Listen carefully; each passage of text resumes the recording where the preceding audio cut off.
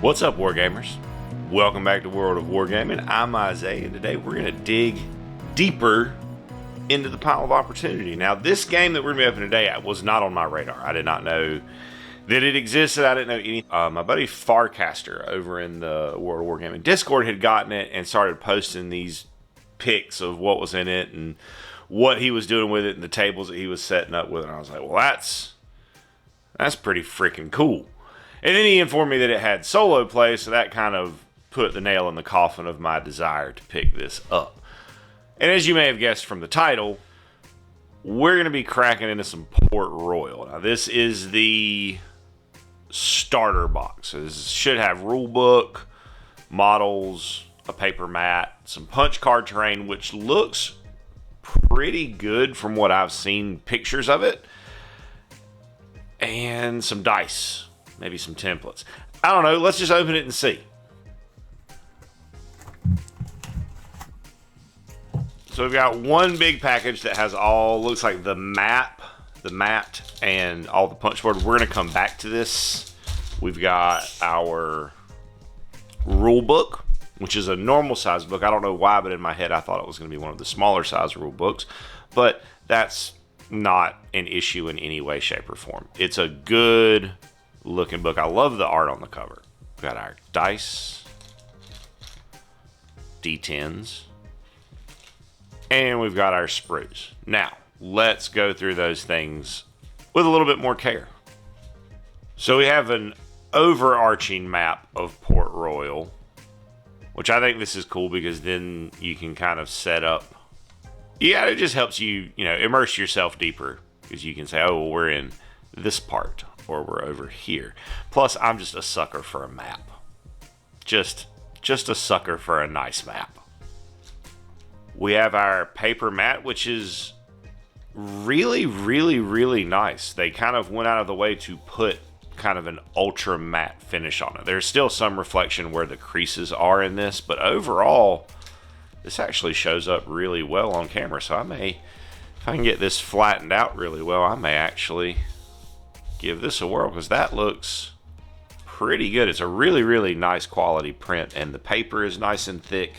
And again, it's not super glossy, which a lot of the time the maps that you'll get in sets like this are just like super high gloss. It's almost like some of them are printed on magazine paper. But this is not. This is really nice.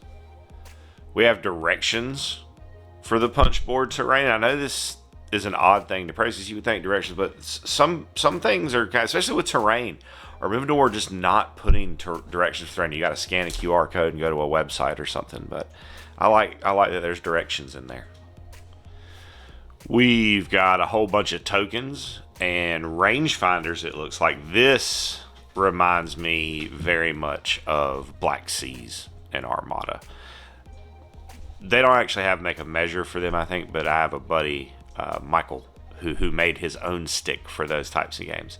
And it's the same thing, short, medium, long range. It's a kind of a nice way of dealing with it. It's double-sided, yup. And this is really pretty thick, sturdy cardstock. It is by no means whimsy.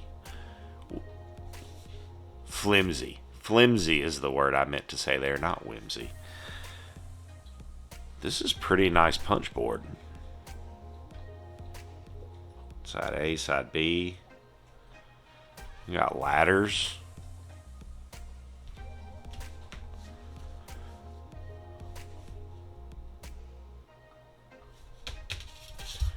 Maybe we do a short video at another time of putting this stuff together. Let me know if that's something you would like to see. And if it is, I will do my best to oblige.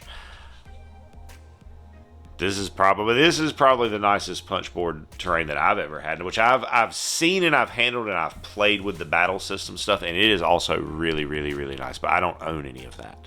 Like this is nice enough that I may actually just use this for other stuff. Like this looks pretty good.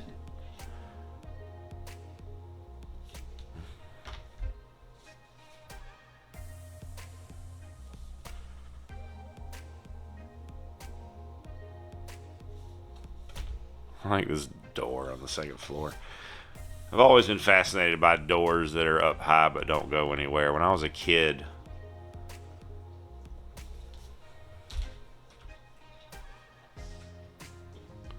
the church my mom went to had a door just randomly just up on the second floor on the front of the building. Just door.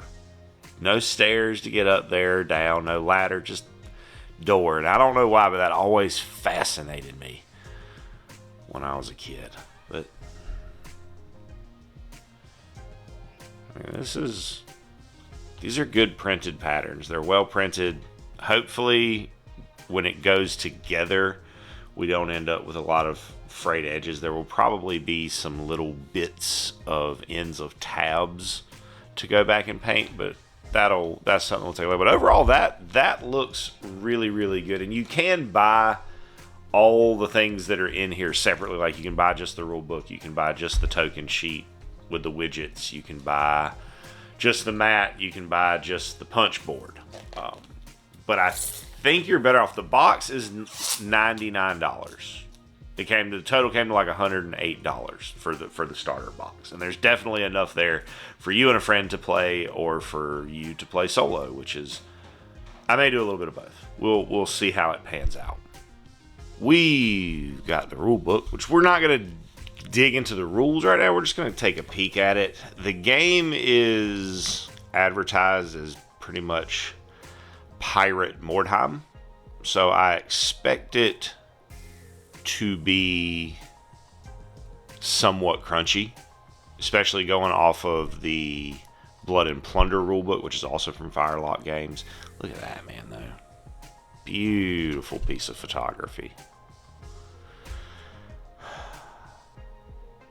I know a guy locally who does like toy photography. His handle is Imperial Grunt. You should check out his work if you're not familiar with it. And that stuff amazes me, man. Like being able to capture really just good photographs of miniatures and the environment around them that's half of what, maybe more than half of what got me into wargaming in the first place.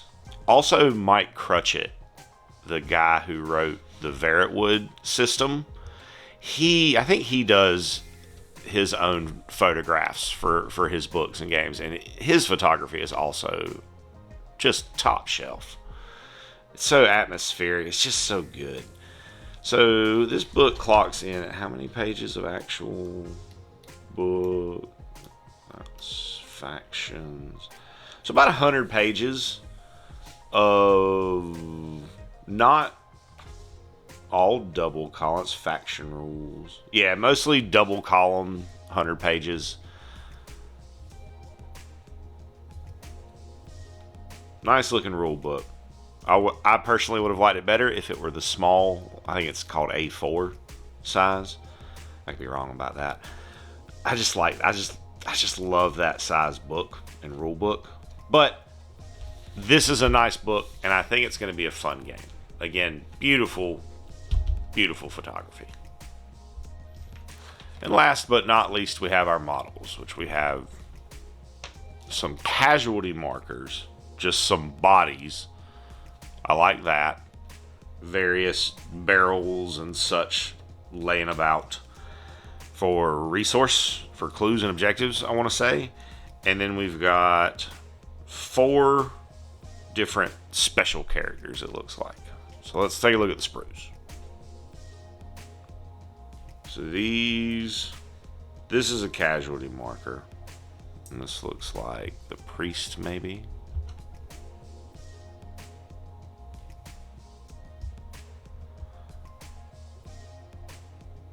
I've still got plans to play some Blood and Plunder on the channel. I'm just having a hard time getting through the rule book and getting it all straight in my head and getting the time lined up. Buddy Joe is ready to go. We're waiting on this 100% me dilly-dallying and dawdling about, not getting things done in a timely manner.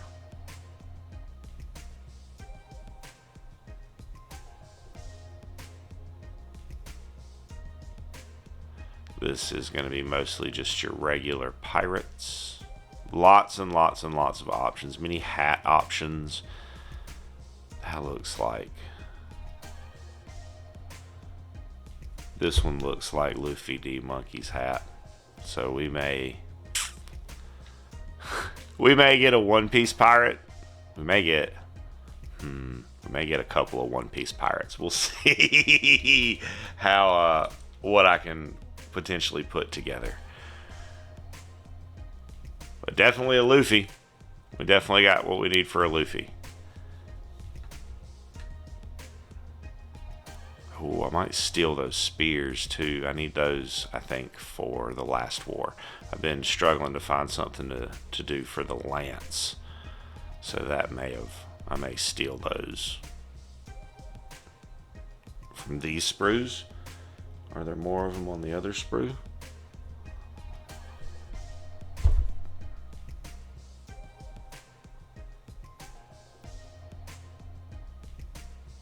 I like this dagger right here.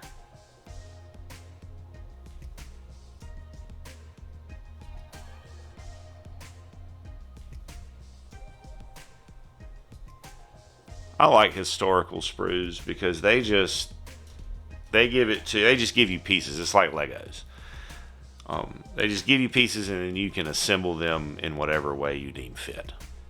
And then we have the bases. Firelock games use these really tiny bases, which I was kind of confused about first. And my buddy Joe pointed out to me, well, a lot of the combat can happen on boats. So you got to be able to fit everybody onto the boats. So you use a smaller base, and it comes with this awesome pre-done wooden texture on it, which I really, really like. Any work that can be done for me, I love that. For me and for just everything and everybody. And that, my friends, are the contents of the Port Royal starter box from Firelock Games. Thanks so much for tuning in and hanging out while I open up some new toys, dug myself a deeper hole into the pile of opportunity. I hope you have an absolutely amazing rest of your day.